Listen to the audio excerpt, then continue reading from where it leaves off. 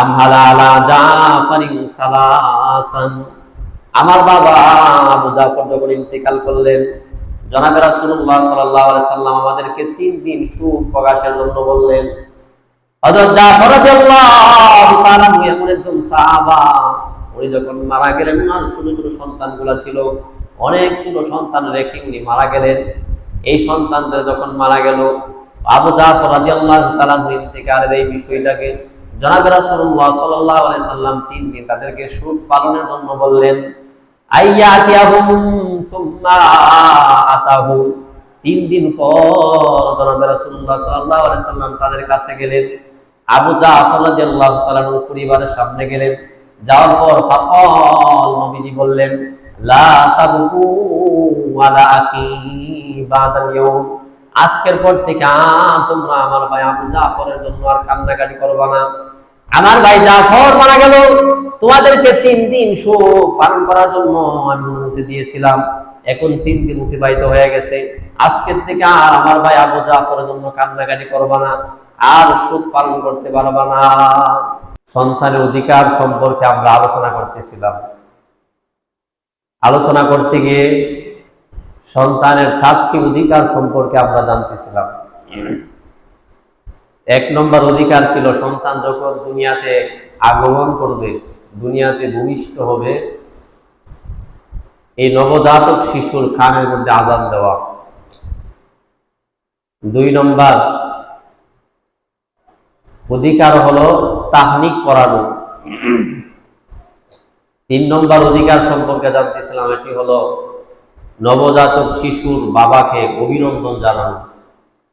4 নম্বর নবজাতক শিশুর কান্নাকাটিকে গুরুত্ব দেওয়া। এই মৌলিক 4টা অধিকার সম্পর্কে আমরা জানতেছিলাম। আজকে আমরা 5 নম্বর অধিকার সম্পর্কে জানব। 5ম নম্বর অধিকার হলো আকিকা করা। এটা সন্তানের একটি অধিকার। আকিকা সন্তানটা ছেলে হোক কিংবা মেয়ে হোক, উভয়ের পক্ষ থেকে আকিকা করা এটা সন্তানের অধিকার, সন্তানের প্রাপ্য। ইহুদি সম্প্রদায় তারা শুধুমাত্র ছেলে সন্তান হলে আকিকা করত, কন্যা সন্তান হলে আকিকা করত না। তাদের এই ঘটনার প্রেক্ষিতে জনাবে রাসূলুল্লাহ সাল্লাল্লাহু আলাইহি ওয়াসাল্লাম হাদিস শরীফে ইরশাদ ফরমান, কিতাবের নাম মুসনাদে বাজ্জার, এই কিতাবের 8857 নম্বর হাদিসের বর্ণনা। এই হাদিসের মধ্যে আছে হযরত আবু হুরায়রা রাদিয়াল্লাহু তাআলা বর্ণনা, তিনি বলেন, জনাবে রাসূলুল্লাহ সাল্লাল্লাহু আলাইহি সাল্লাম ইরশাদ করেছেন, ইন্নাল ইয়াহুদা তাউক্কু আনিল গোলাম, বলে নিশ্চয় ইহুদিরা, ইহুদি সম্প্রদায়রা তারা ছেলে সন্তানের পক্ষ থেকে আকিকা করে, আকিকা করত। ওয়ালা তাউক্কু আনিল জারিয়া, কন্যা সন্তানের পক্ষ থেকে কোনো আকিকা করত না। এই জন্য জনাবে রাসূলুল্লাহ সাল্লাল্লাহু আলাইহি সাল্লাম বলেন, ফাউক্কু আনিল গোলামি শাতাইনি, অতএব তোমরা ছেলে সন্তানের পক্ষ থেকে 2টি বকরি দ্বারা আকিকা করো। ওয়ানিল জারিয়াতি শাতুন, আর কন্যা সন্তান পক্ষ থেকে 1টি ছাগল, 1টি বকরি দ্বারা আকিকা করো। জনাবে রাসূলুল্লাহ সাল্লাল্লাহু আলাইহি সাল্লামের এই উদারতা, ইহুদিরা তারা শুধুমাত্র ছেলে সন্তানের পক্ষ থেকে আকিকা করত, কন্যা সন্তানের করত না। কিন্তু ইসলাম আসার পরে নবীজি জনাবে রাসূলুল্লাহ সাল্লাল্লাহু আলাইহি সাল্লাম ছেলে মেয়ে উভয়ের পক্ষ থেকে আকিকা করার জন্য সাহাবায়ে কেরামকে, উম্মতে মুহাম্মদীকে উৎসাহিত করেছেন। এখন প্রথম কথা হলো আকিকা কবে, আকিকা কবে করতে হবে। 1 নম্বর আকিকা হলো 7ম দিনে করা। একটা নবজাতক শিশু জন্ম নেওয়ার 7 দিন, যখন 7ম দিন আরম্ভ হবে, ওই 7ম দিনে আকিকা করা, এটা হলো সুন্নাহ।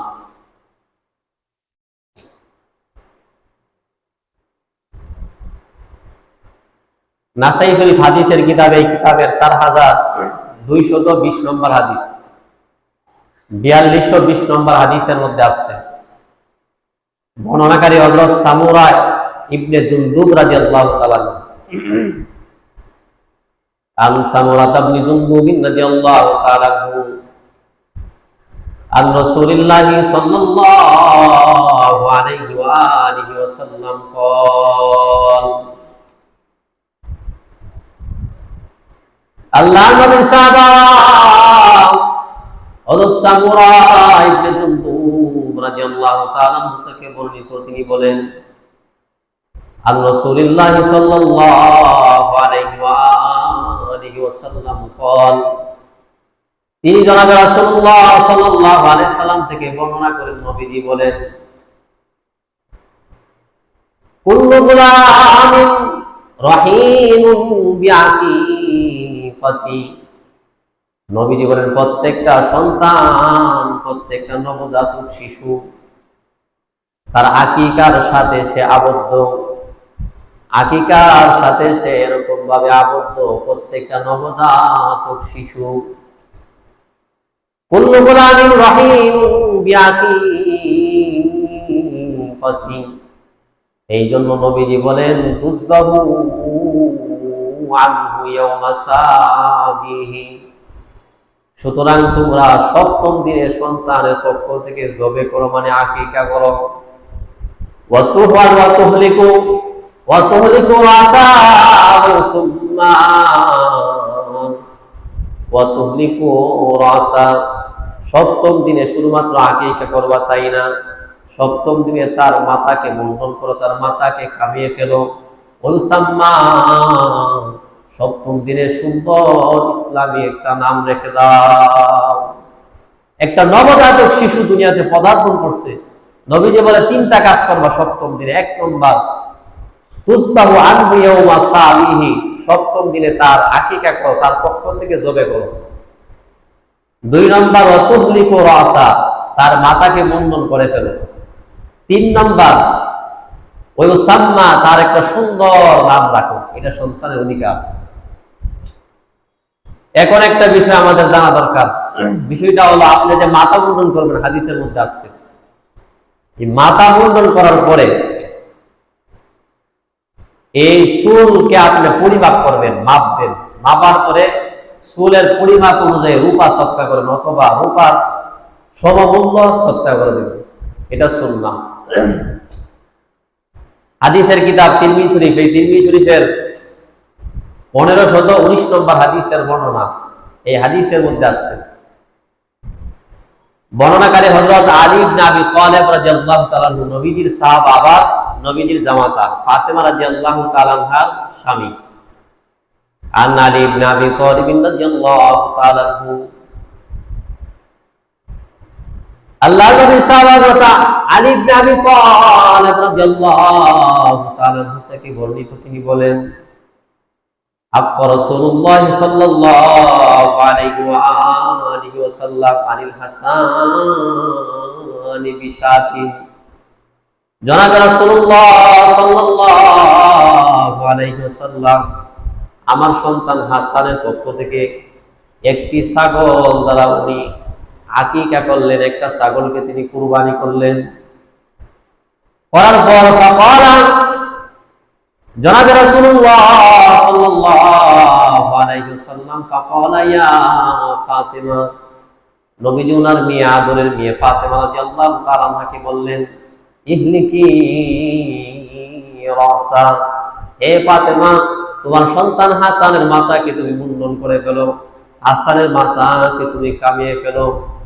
বলে হাসানের মাথাকে মুন্ডন করো, বলে এই যে মুন্ডন যে করবা আরেকটা কাজ করবা, বলে কি ওয়াতাসাদদাকি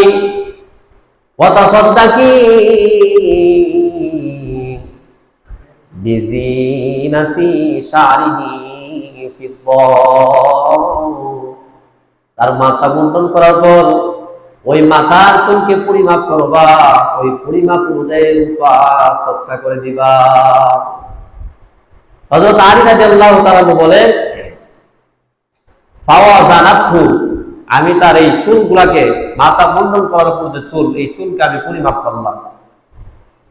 পরিমাপ করার পর ওয়াজানান্তু দিরহামান আও বা'দ দিরহামিন, বলে তার এই চুলের পরিমাপ 1 দিরহাম অথবা এর কাছাকাছি হইছে। 1 দিরহাম অথবা তার কাছাকাছি। একটা বাচ্চার চুল 7 দিনের মাথায় বাচ্চাকে যদি মাথা মুন্ডন করেন, এই মাথা মুন্ডন করার পর যে চুল হবে এটা বেশি হবে না, অল্প চুলে হবে।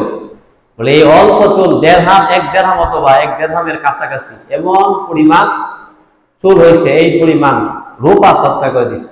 এই হাদিস দ্বারা আমরা বুঝতে পারলাম যে সন্তান জন্মগ্রহণ করার পর 7ম দিনে আকিকা করা, তার মাথা মুন্ডন করা। মাথা মুন্ডন করার পর এই মাথার চুলকে পরিমাপ করা, এই পরিমাণ রূপা সৎকা করে দেওয়া, এটা সন্তানের অধিকার, সন্তানের হক। প্রত্যেকটা মাতা পিতার দায়িত্ব এটা।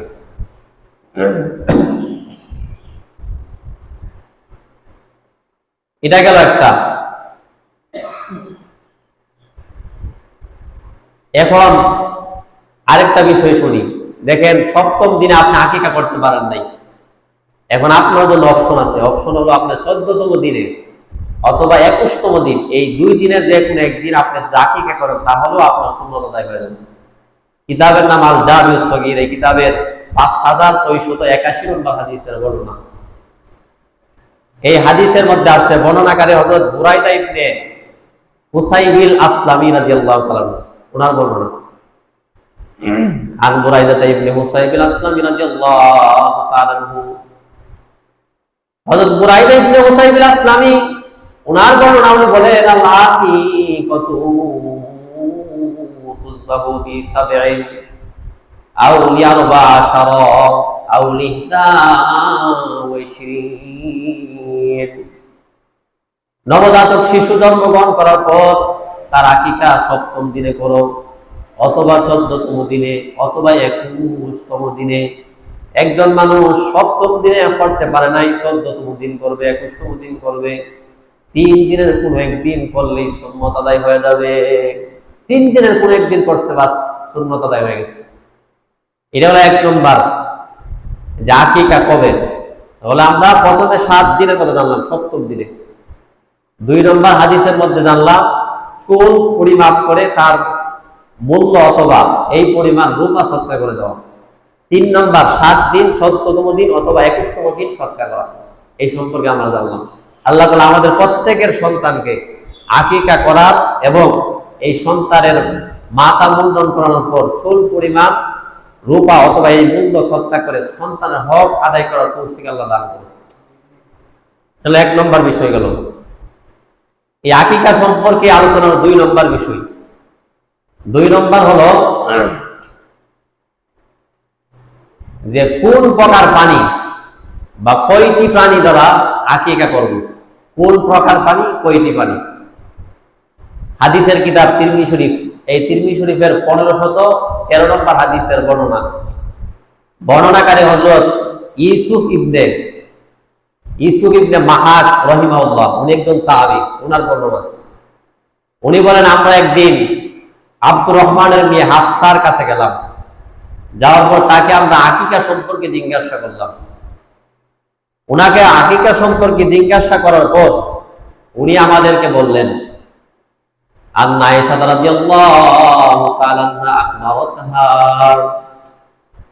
আম্মা জান আয়েশা সিদ্দিকা রাদিয়াল্লাহু তাআলা আনহা, উনাকে আমি আকিকা সম্পর্কে জিজ্ঞাসা করলাম। করার পর উনি আমাকে যেভাবে সংবাদ দিলেন, উনি আমাকে এই সংবাদ দিলেন, আন্না রাসূলুল্লাহ সাল্লাল্লাহু আলাইহি ওয়া আলিহি ওয়াসাল্লাম আমারহুম আনিল গুলামি শাতানি মুতাকাফিয়াতান ওয়া আনিল জারিয়াতি শাতুন। আল্লাহ রাসূলুল্লাহ সাল্লাল্লাহু আলাইহি ওয়াসাল্লাম আমারহুম, জনাবে রাসূলুল্লাহ সাল্লাল্লাহু আলাইহি ওয়াসাল্লাম তাদেরকে আদেশ দিয়েছেন, মানে আম্মা জান আয়েশা সিদ্দিকা রাদিয়াল্লাহু তাআলা আনহা ওনাদেরকে আদেশ করেছেন নবীজি, আনিল গুলামি শাতানি মুতাফিয়াতান, সমবয়সী দুইটা বকরি দ্বারা ছেলের পক্ষ থেকে আকিকা করার ওয়ানিল জারিয়াতি শাতু, কন্যা সন্তানের পক্ষ থেকে একটি ছাগল বকরি দ্বারা আকিকা করার নির্দেশ আদেশ জনাবে রাসূলুল্লাহ সাল্লাল্লাহু আলাইহি সাল্লাম তাদেরকে দিয়েছেন। তাদেরকে নবীজি আদেশ করছেন, আবার আবুল তাদেরকে আদেশ করছেন তারা যেন আনিল গোলামি ছেলে সন্তানের পক্ষ থেকে শাতানে মুতাফিয়াতার মানে সমবয়সী একই বয়সের দুইটা বকরি দিয়ে যাতে আকিকা করা হয়, এই সম্পর্কে নবীজি তাদেরকে আদেশ করছেন, মেয়ের পক্ষ থেকে একটা। এখন একটা বিষয় আমরা জানি, বিষয়টা হলো সন্তানের মাথা আপনি মুন্ডন করছেন, সন্তানের মাথা আপনি মুন্ডন করছেন, মুন্ডন করার পর এই মাথার অংশ বিশেষ না রাখা, খাজা না করা। এখন খাজা কাকে বলে হাদিসটা শুনেন, শুনলেই বুঝা আসবে।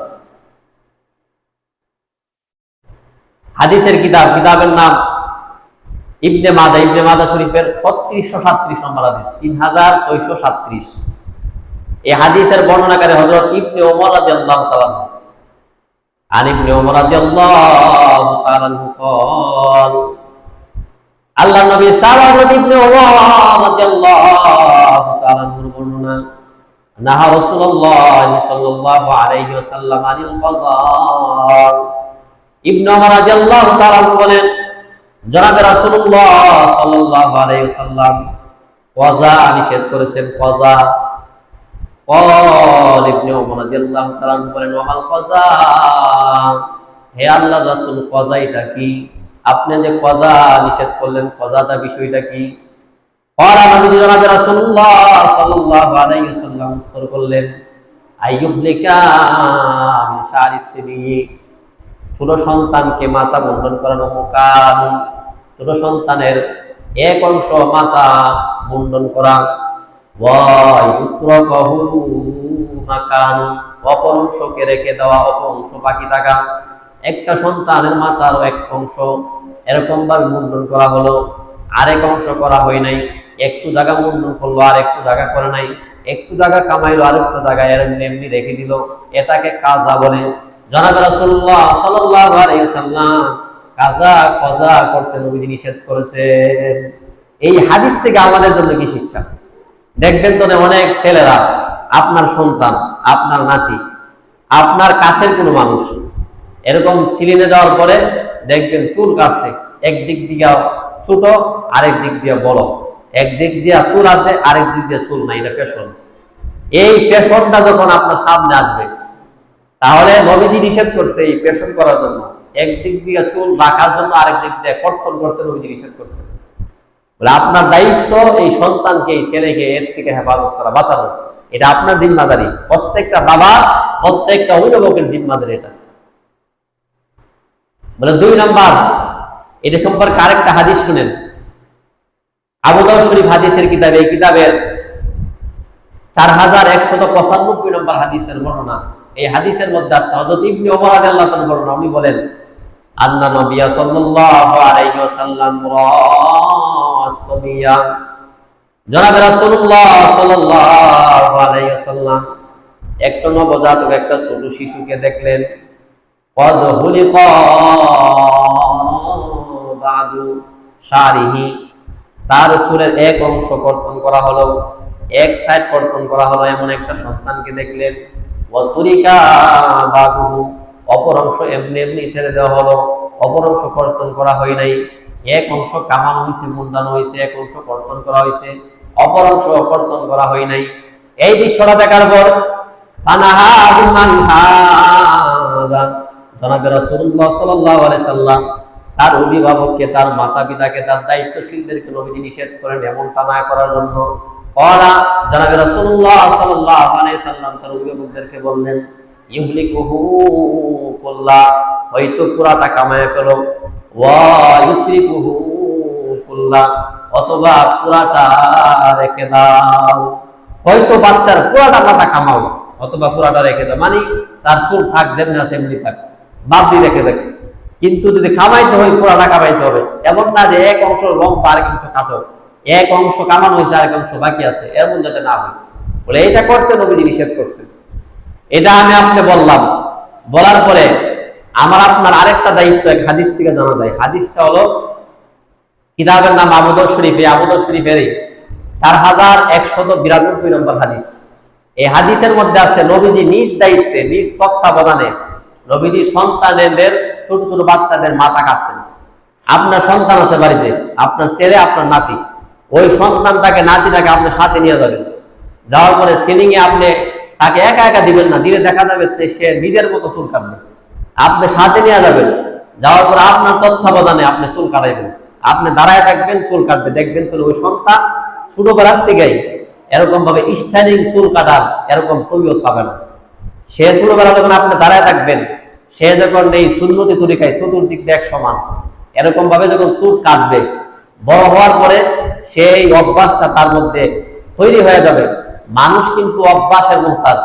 মানুষের একটা অভ্যাস যখন তৈরি হয়ে যায়, মানুষটা ওইভাবেই চলতে পারে।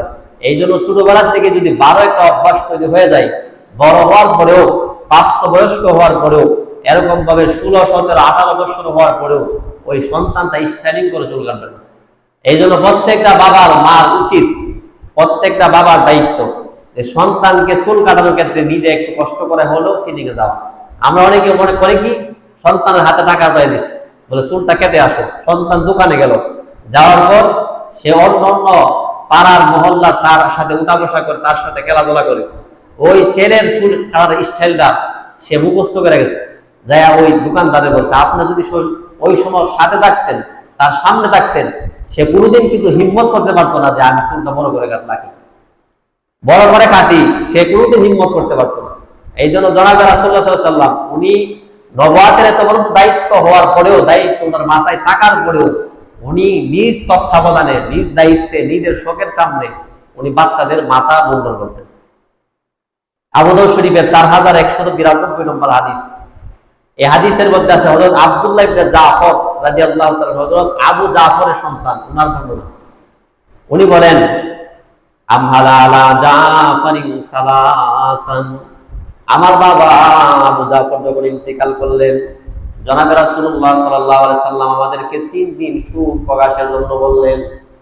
হযরত জাফর রাদিয়াল্লাহু তাআলা এমন একজন সাহাবা, উনি যখন মারা গেলেন, ওনার ছোট ছোট সন্তানগুলো ছিল, অনেক ছোট সন্তান রেখে উনি মারা গেলেন। এই সন্তানদের যখন মারা গেল, আবু জাফর রাদিয়াল্লাহু তাআলা ইন্তেকালের এই বিষয়টাকে জনাবে রাসূলুল্লাহ সাল্লাল্লাহু আলাইহি সাল্লাম 3 দিন তাদেরকে সুখ পালনের জন্য বললেন। আইয়াতিয়াহুম সুম্মা আতাহু, 3 দিন পর জনাবে রাসূলুল্লাহ সাল্লাল্লাহু আলাইহি সাল্লাম তাদের কাছে গেলেন। আবু জাফর রাদিয়াল্লাহু তাআলা পরিবারের সামনে গেলেন। যাওয়ার পর ফাকাল, নবীজি বললেন, লা তাবকু ওয়ালা আকি বাদাল ইয়াউম, আজকের পর থেকে তোমরা আমার ভাই আবু জাফরের জন্য আর কান্নাকাটি করবা না। আমার ভাই জাফর মারা গেল, তোমাদেরকে 3 দিন শোক পালন করার জন্য আমি অনুমতি দিয়েছিলাম। এখন 3 দিন অতিবাহিত হয়ে গেছে, আজকের থেকে আর আমার ভাই আবু জাফরের জন্য কান্নাকাটি করবা না, আর শোক পালন করতে পারবা না। এটা বলার পর জনাবে রাসূলুল্লাহ সাল্লাল্লাহু আলাইহি ওয়াসাল্লাম সুম্মা ক্বাল, তারপর নবীজি বললেন, উদউলি বানি আখি, আবু জাফরের সন্তানদেরকে আমার কাছে নিয়ে আসো, আবু জাফর সন্তানদেরকে আমার সামনে এসে উপস্থিত করো। আবু জাফর রাদিয়াল্লাহু তাআলা ছোট ছোট সন্তানগুলো রেখে মারা যায়। আব্দুল্লাহ ইবনে জাফর বলেন, ফাজিউ ফাজিয়ারানা, আমাদেরকে জনাবে রাসূলুল্লাহ সাল্লাল্লাহু আলাইহি সাল্লামের সামনে উপস্থিত করা হলো। আমরা নবীজি জনাবে রাসূলুল্লাহ সাল্লাল্লাহু আলাইহি সাল্লামের সামনে গেলাম। বলে, আমরা কেমন ছিলাম জানোনি? বলে, কান্না আফরুকুন, ছোট ছোট পাখির বাচ্চাদের মতো অসহায়ের মতো আমরা নবীজির সামনে গিয়ে দাঁড়াইলাম। বলে, একবারে ছোট ছোট ভাই বোন আমাদের। আমার আব্দুল্লাহ ইবনে জাফর বলেন, আমার বাবা আবু জাফর যখন মারা গেলেন, আমরা তখন এত ছোট ছিলাম। বলে, ছোট ছোট পাখির বাচ্চা যেমন এরকম ভাবে দেখবেন তো কিরকম ভাবে দাঁড়ায় থাকে, ছোট ছোট পাখির বাচ্চা অসহায়ের মতো। বলে, নবীজির কাছে এমন অসহায় অবস্থায় আমরা গিয়ে দাঁড়াইলাম। দাঁড়ানোর পর জনাবে রাসূলুল্লাহ সাল্লাল্লাহু আলাইহি ওয়াসাল্লাম ওয়াকালা, নবীজি বলেন, উদউলিল হানুফ, আমার কাছে এরকম ভাবে নাপিত নিয়ে আসো, তাদের মাথার চুলগুলা বড় বড়। এটা দেখার পর জনাবে রাসূলুল্লাহ সাল্লাল্লাহু আলাইহি ওয়াসাল্লাম বলেন, আমার কাছে নাপিত নিয়ে আসো, হযরত আব্দুল্লাহ ইবনে জাফর রাদিয়াল্লাহু তাআলা বলেন, ফামারহু, জনাবে রাসূলুল্লাহ সাল্লাল্লাহু আলাইহি সাল্লামের কাছে নাপিত আসার পর নবীজি ওই নাপিতকে আদেশ করলেন, নবীজি নাপিতকে হুকুম করলেন, ফালাকাহু সানা, আমাদের মাথাগুলা যেন মুন্ডন করা হয়, আমাদের মাথার চুলগুলাকে যেন কামানো হয়, এটা নবীজি আদেশ করলেন। নবীজির সামনে নবীজি আদেশ করছে। নবীজি বলে ফালাকাহু সানা, আমাদের মাথাগুলাকে ওই নবীজির সামনেই ওই নাপিতে মুন্ডন করে দিছে। এই জন্য প্রত্যেকটা বাবার দায়িত্ব, ছোটবেলার থেকে সন্তানকে একটু সাথে করে নিয়ে যাবেন। ছোটবেলার থেকে সন্তানকে নরমালি যে সুন্নত তরিকায় সামনে পিছনে ডানে বামে সব দিকটা সমান এমন ভাবে সন্তানের চুলকে কাটিয়ে দেবেন।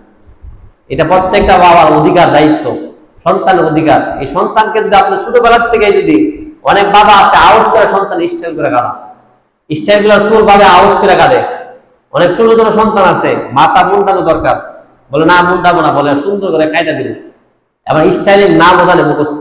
এই নাপিতের কাছে গিয়া এই চুল যে কাটে ওই ব্যক্তির কাছে গিয়া বলে যে আমার সন্তানকে ওই স্টাইলে চুলটা কেটে দেবে।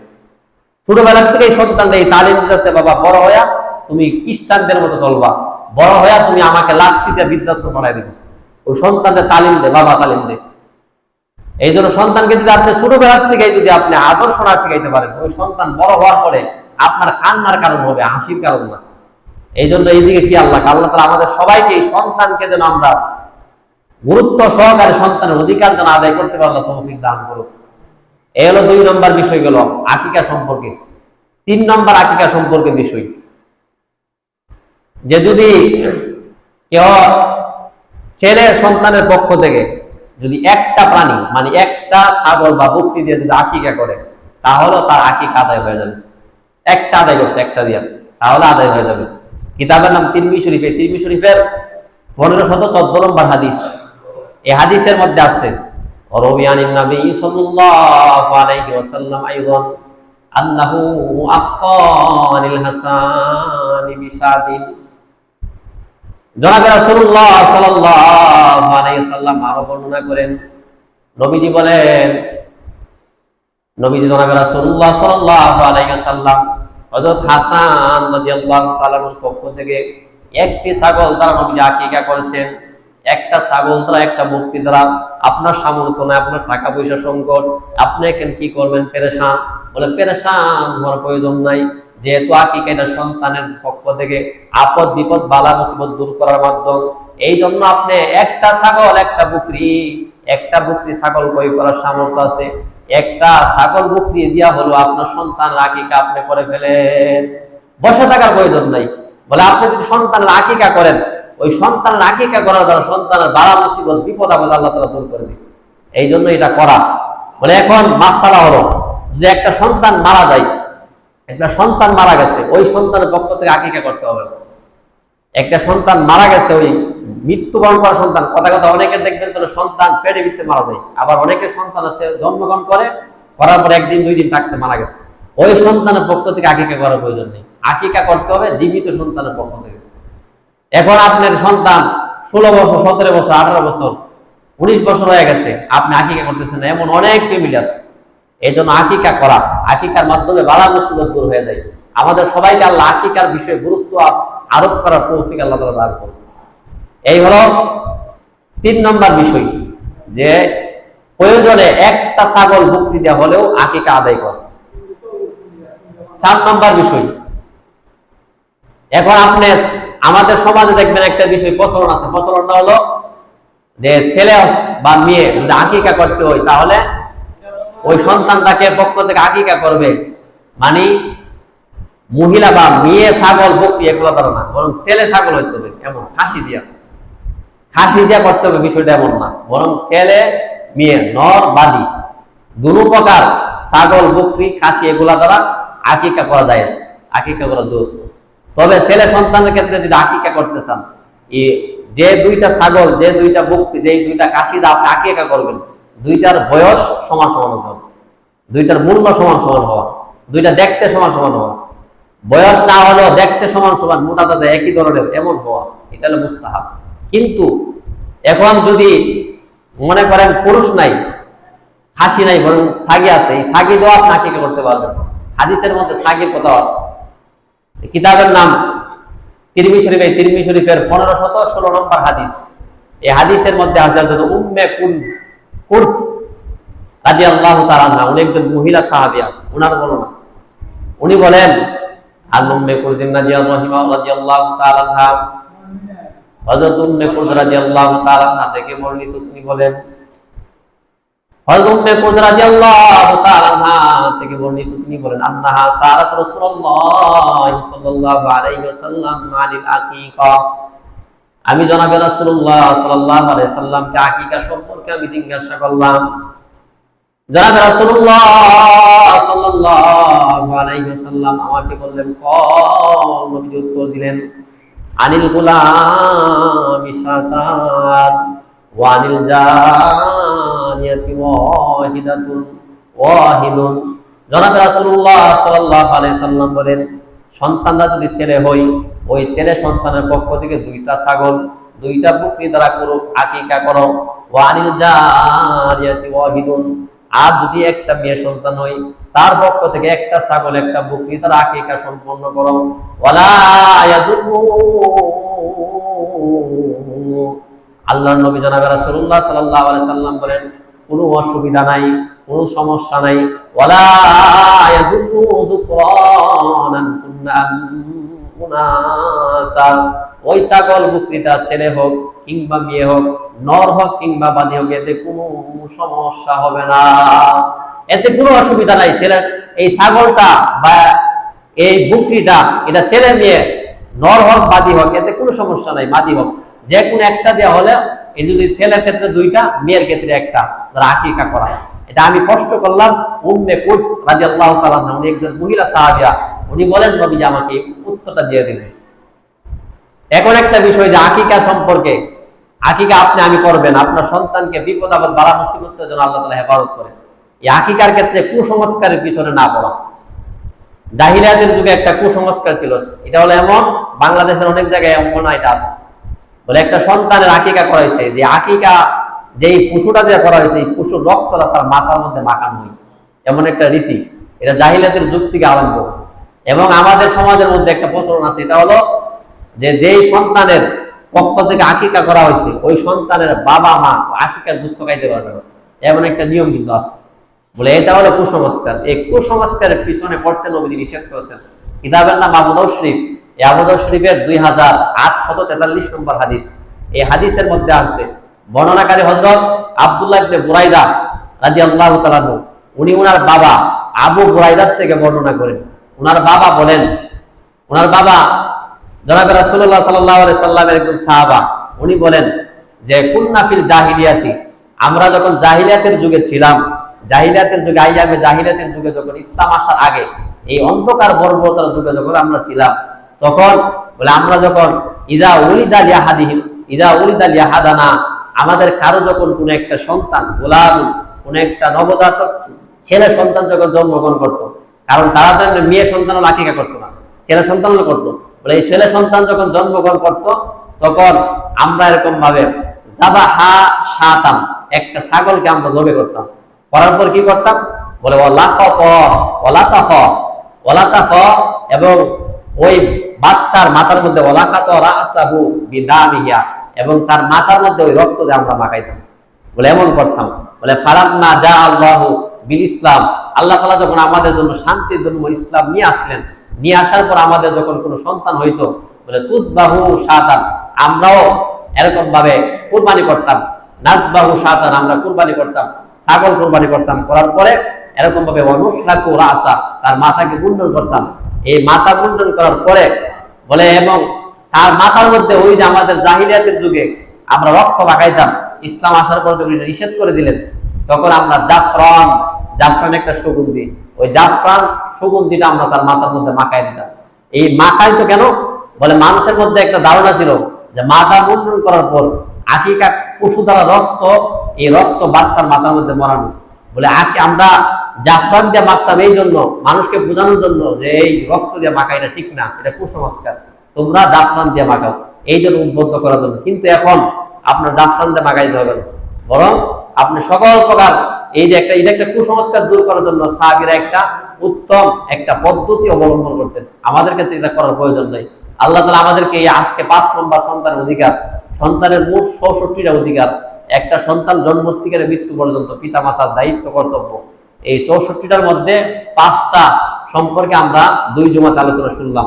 আল্লাহ তাআলা আমাদেরকে আজকে যে আকিকা সম্পর্কে আলোচনা করলাম, আমাদের সবাইকে সকল প্রকার কুসংস্কার থেকে আকিকা করার, সন্তানের অধিকার আদায় করার, সন্তানের হক আদায় করার তৌফিক আল্লাহ দান করুন। আপনি যদি সন্তানের অধিকার আদায় করেন, সন্তানের হক আদায় করেন, আপনার সন্তানও বড় হওয়ার পরে আপনার হক, আপনার অধিকার পরিপূর্ণভাবে আদায় করবে। আপনি করেন নাই, এই জন্য আপনার সন্তানও করে নাই। আল্লাহ তাআলা আমাদেরকে সবাইকে এই বিষয়টাকে সামনে রেখে প্রত্যেকের সন্তানের অধিকার আদায় করার তৌফিক দান করুক।